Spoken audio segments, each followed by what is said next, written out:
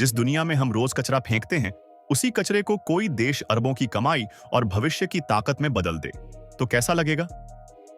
आज हम बात करने वाले हैं चीन की, जो इस वक्त सिर्फ फैक्ट्रियां या सड़कें नहीं बना रहा, बल्कि कचरे से एक पूरी नई अर्थव्यवस्था खड़ी कर रहा है। चीन ने अपने लिए एक बहुत बड़ा और साफ लक्ष्य तय किया है।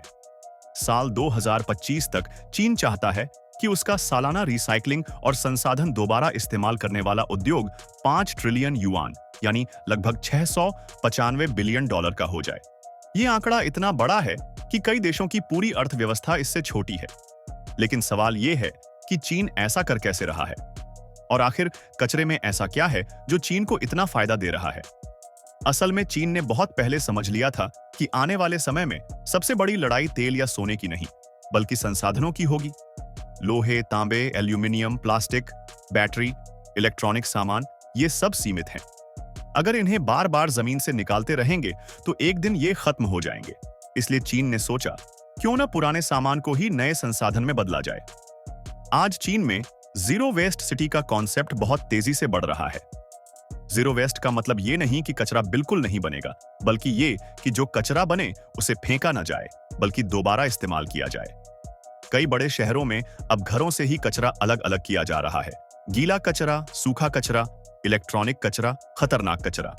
ये काम आसान नहीं है, लेकिन चीन ने इसे नियम बना दिया है। चीन में इलेक्ट्रॉनिक कचरे पर खास ध्यान दिया जा रहा है। पुराने mobile phone, laptop, TV, battery, इन सब में कीमती धातुएं होती हैं। सोना, चांदी, कोबाल्ट, लिथियम जैसी चीजें जो आमतौर पर खदानों से निकाली जाती हैं, अब चीन इन्हें पुराने इलेक्ट्रॉनिक सामान से निकाल रहा है।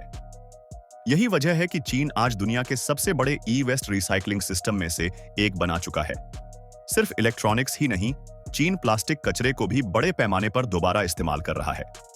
प्लास्टिक बोतलों से कपड़े बन रहे हैं, सड़कें बन रही हैं, बिल्डिंग मटेरियल बन रहा है।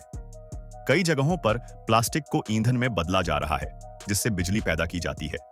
यानी जो चीज कभी नालियों और नदियों में बहती थी, आज वही चीन की इंडस्ट्री का हिस्सा बन चुकी है।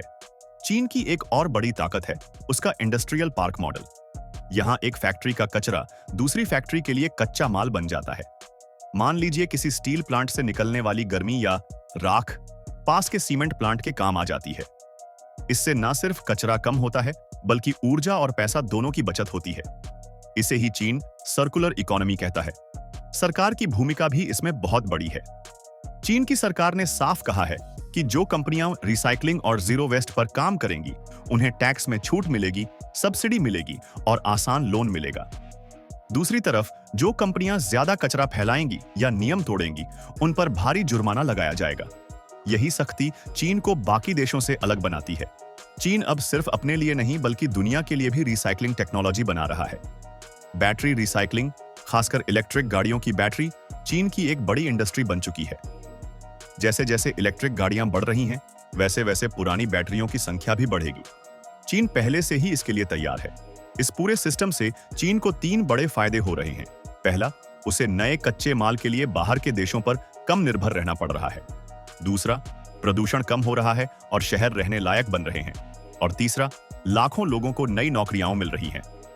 Recycling plant, research centre, technology development, ये सब नए रोजगार पैदा कर रहे हैं। अगर हम अपने देश की बात करें तो यहां से भी हमें बहुत कुछ सीखने को मिलता है। हम अक्सर सोचते हैं कि कचरा एक समस्या है, लेकिन चीन ने साबित कर दिया कि सही सोच और सही सिस्टम से यही कचरा सबसे बड़ा संसाधन बन सकता है। फर्क बस इतना है कि इसके लिए प्लानिंग, नियम और लोगों की भागीदारी चाहिए। आज चीन जिस रास्ते पर चल रहा है, वो आने वाले समय में दुनिया की दिशा तय कर सकता है। जब संसाधन कम होंगे, तब वही देश ताकतवर होगा जिसने उन्हें बचा कर रखा होगा या दोबारा इस्तेमाल करना सीख लिया होगा। और इस रेस में चीन बहुत आगे निकल चुका है। तो अगली बार जब आप किसी पुरानी चीज को बेकार समझें, तो जरा रुक कर सोचिए। शायद वही चीज किसी के लिए भविष्य का सोना हो। चीन की ये कहानी हमें यही सिखाती है कि विकास का मतलब सिर्फ नया बनाना नहीं, बल्कि पुराने को समझदारी से दोबारा इस्तेमाल करना भी है। अगर आपको दुनिया की ऐसी ही रोचक और जमीन से जुड़ी कहानियां पसंद आती हैं, जो भविष्य को समझने में मदद करें, तो हमारे चैनल को जरूर सब्सक्राइब कीजिए। वीडियो को लाइक कीजिए